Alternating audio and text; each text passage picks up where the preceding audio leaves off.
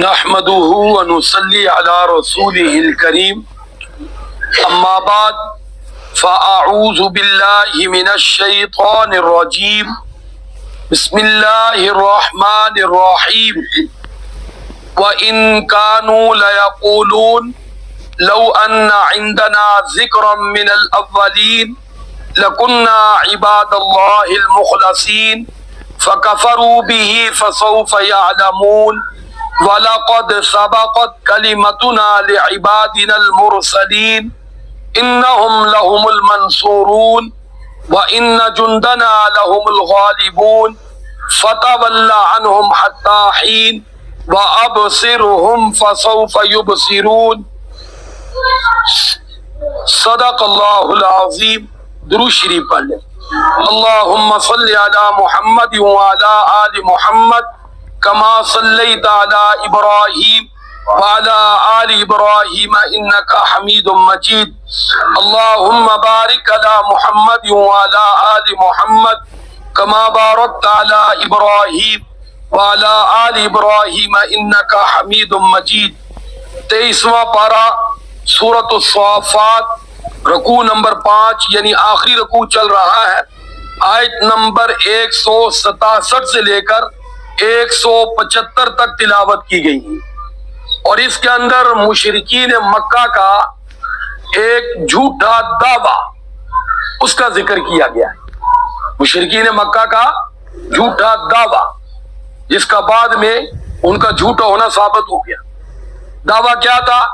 مشرکین مکہ یہود و نصارہ کو دیکھتے کہ یہ اہل کتاب ہیں، یہودیوں کو تورات ملی اور عیسائیوں کو انجیل ملی، اور مشرکین مکہ کیونکہ عرب کے رہنے والے تھے، ابراہیم علیہ السلام اور اسماعیل علیہ السلام کے بعد ان کے پاس کوئی نبی نہیں آیا تھا، کوئی کتاب نہیں آئی تھی، اور پھر محمد صلی اللہ علیہ وسلم تشریف لائے تو حضور آقا صلی اللہ علیہ وسلم اور حضرت اسماعیل علیہ السلام کے درمیان کوئی نبی یہاں نہیں آیا۔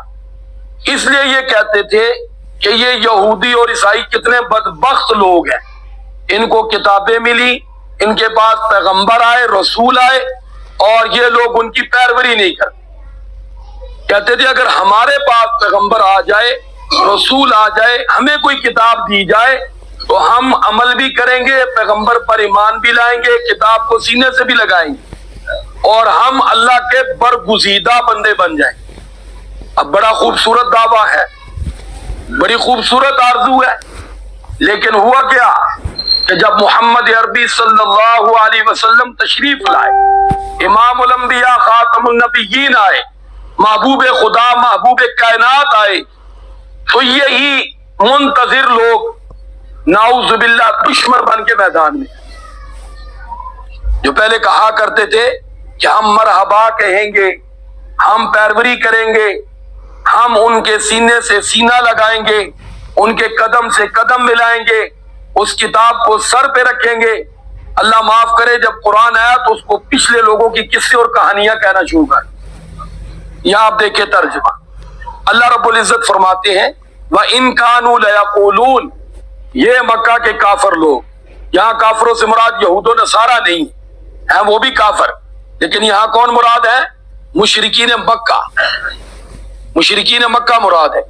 یہ کہتے تھے کہ لو ان عندنا، اگر آ جائے ہمارے پاس اللہ کی طرف سے ذکر من الاولین، پچھلے لوگوں کی طرح کوئی کتاب، ذکر سے مراد کیا ہے؟ کتاب، کہ کوئی اللہ کی طرف سے ہمیں کتاب مل جائے تو کہتے تھے لَكُنَّا عِبَادَ اللَّهِ الْمُخْلَصِينَ، ہم اس پر اتنا عمل کریں گے، اتنا احترام کریں گے، اس کتاب کو اتنا پڑھیں گے کہ ہم اللہ کے مخلص بندے بن جائیں گے۔ اللہ کا مخلص بندہ بننے کے لیے یاد رکھنا اس دور میں 100% محنت درکار، 100% عمل درکار۔ آج میرے اور آپ کے لیے تو میرے بھائی 10% بھی ہو جائے تو انشاءاللہ کامیابی ہو جائے، لیکن آپ دیکھ لیں تو 10 تو بڑی دور کی بات ہے، 2 بھی مشکل بن رہا ہے۔ تو بہرحال کہنے لگے ہم اللہ کے مخلصین میں شامل ہو جائیں گے، جو اللہ کے مخلص بندے ہوتے ہیں۔ فرمایا فَكَفَرُوا بِهِ، یہ ان کا دعویٰ غلط ثابت ہوا۔ جب حضور آقا صلی اللہ علیہ وسلم تشریف لائے اور حضور نے فرمایا لا الہ الا اللہ، تو اللہ فرماتے فکفروا بھی، انہوں نے کفر کیا، انکار کیا۔ کیا کہتے تھے؟ نعوذ باللہ، نعوذ باللہ، کتنا توہین میں جملہ ہے۔ کہنے لگے اللہ کو آپ ہی ملے ہیں اور کوئی نہیں ملا۔ آپ اندازہ کریں۔ اور اس اعلان سے پہلے کیا کہتے تھے؟ حضور آپ تو امین، آپ تو صدیق، آپ جیسا کون ہے؟ اب دیکھیں اتنا حضور کی ذات پر اعلان نبوت سے پہلے، بتوں کی نفی سے پہلے، یہ حجر اسود رکھنے کا ایک موقع آیا کہ اپنی جگہ پہ جہاں پہ موجود ہے حجر اسود یہاں رکھنا تھا۔ بیت اللہ کی تعمیر ہوئی تھی، حضور آقا صلی اللہ علیہ وسلم کی عمر مبارک اس وقت تقریباً 35 سال، اعلان نبوت کا فرمایا 40 سال کی عمر میں، یہ نبوت سے 5 سال پہلے۔ اب عرب کے سردار لڑنے لگ گئے، ایک کہتا تھا میرا حق ہے، دوسرا کہتا میرا حق ہے، کیونکہ بڑے اعزاز کی بات تھی حجر اسود کو اپنی جگہ رکھنا۔ تو ظاہری بات ہے جو ہاتھ لگائے گا وہ اپنے قوم قبیلے میں بھی اور شان اس کی بلند ہو جائے گی اور دنیا میں بھی ہو جائے گی کہ فلاں سردار نے حجر اسود کو رکھا ہے۔ تو اس لیے یہ تلواریں نیام سے باہر آ گئی، سردار اپنے سامنے آ گئے۔ اب حضور آقا صلی اللہ علیہ وسلم تشریف لائے۔ حضور آقا صلی اللہ علیہ وسلم اعلان نبوت سے پہلے بھی لوگوں کو آپس میں پیار، محبت، اتفاق، ہمدردی، خیرخواہی کی تعلیم دیتے۔ اس لیے حضور آقا صلی اللہ علیہ وسلم نے دیکھا کہ یہ تو ہمارے قوم قبیلے کے سردار لڑنے لگے، حضور نے فرمایا ایسا نہ کرو۔ کیا کہنے لگے؟ اے محمد آپ ہی فیصلہ کرو۔ دیکھو اعتماد کتنا، فوراً 1 منٹ میں تلواریں نیام میں چلی گئی، 1 منٹ میں ساروں نے گردنیں جھکا لی، 1 منٹ میں کہنے لگے آپ فیصلہ کرو، پھر ہم کیا کریں؟ حضور کی شان بھی کیا بلند و بالا تھی۔ حضور نے فوراً یہ نہیں فرمایا یوں کر لو، نہیں، حضور نے ایک اور فیصلہ کیا تاکہ ہر ایک کا دل اپنی جگہ مطمئن رہے۔ حضور نے فوراً نہیں فیصلہ فرمایا، حضور نے فرمایا فیصلہ وہ کرے گا کل جو سب سے پہلے بیت اللہ میں آئے گا۔ اب ہر ایک کے لیے موقع ہے، ہر ایک کے لیے موقع ہے، اعتراض بھی ہر ایک کا ختم۔ اب سارے جناب سرداران مکہ انتظار میں کب رات ختم ہو ہم سب سے پہلے بیت اللہ میں جائیں، لیکن جب بھی کوئی پہلے قدم رکھتا کہ محمد صلی اللہ علیہ وسلم موجود ہے، کیونکہ فیصلہ حضور نہیں کرنا تھا، اور حضور کے ہوتے ہوئے ویسے بھی فیصلہ کون کر سکتا ہے؟ زمین پر حضور موجود اور فیصلہ کوئی اور کرے؟ ہرگز نہیں۔ یہی بات اس عمر کی، کیا عمر تیری عظمت پہ قربان جائے۔ ایک یہودی اور منافق کا معاملہ ہوا آپس میں، اور فیصلہ حضور کے پاس گیا۔ حضور آقا صلی اللہ علیہ وسلم نے کیونکہ یہودی صحیح کہہ رہا تھا اس کے حق میں فیصلہ دے دیا۔ منافق جو اپنے آپ کو بظاہر مسلمان کہتا تھا، اندر سے پکا کافر تھا، بڑا شریر تھا، وہ سمجھ گیا کہ عمر بن خطاب کی صفت یہ ہے اشداء علی الکفار، کفار کے بارے میں کیا ہے؟ سخت ہے۔ تو اس نے کہا عمر کی سختی سے فائدہ اٹھایا جائے ناجائز۔ تو اس لیے اب حضور کے فیصلے کو کہنے لگا یہودی کو میں نہیں مانتا، نعوذ باللہ۔ یہ کون کہہ رہا ہے؟ منافق۔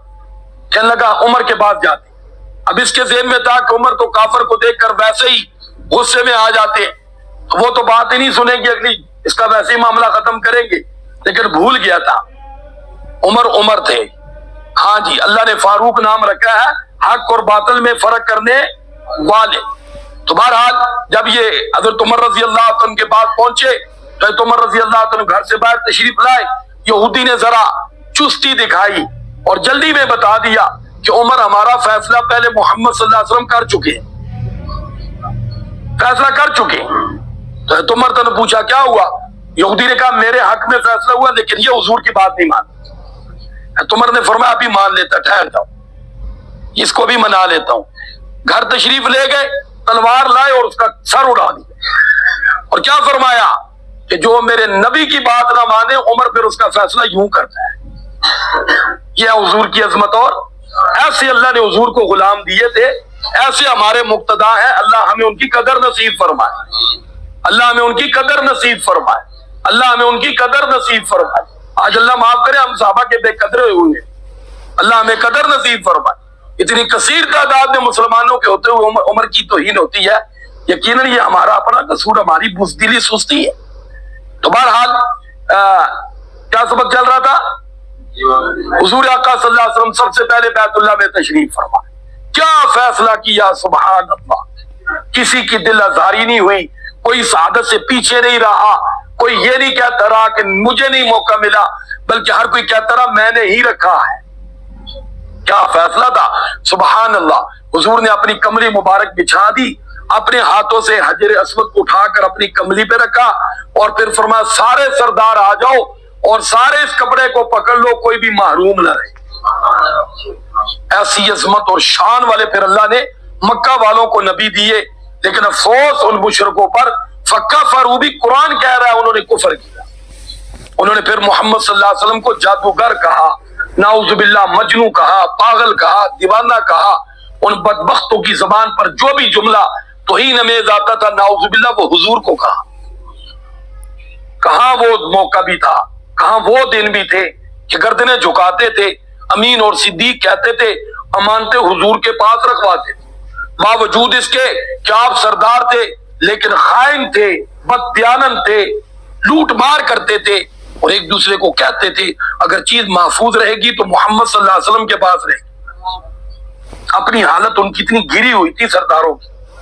تو بہرحال اللہ فرماتے فکفروا بھی، انہوں نے کفر کیا، یعنی حضور کا بھی انکار کر دیا، قرآن کا بھی انکار کر دیا۔ فسوف یعلمون، فرمایا کوئی بات نہیں، ان قریب جان لیں گے، یعنی اس کا انجام کیا ہوتا ہے، کیا کر لیں گے، جان لیں گے۔ وَلَقَدْ سَبَقَتْ كَلِمَتُنَا لِعِبَادِنَا الْمُرْسَلِينَ، فرمایا کہ یہ بات پہلے سے طے ہو چکی ہے کہ جو ہمارے بھیجے ہوئے بندے ہوتے ہیں یعنی پیغمبر اور رسول، انہم لہم المنصورون، اللہ مدد انہی کی کرتا ہے۔ یعنی حضور صلی اللہ علیہ وسلم کو تسلی دی، میرے محبوب پریشان نہ ہو، اگر یہ مکہ والے آپ کو نہیں مانتے تو نہ مانے، غالب تو آپ ہی رہیں گے۔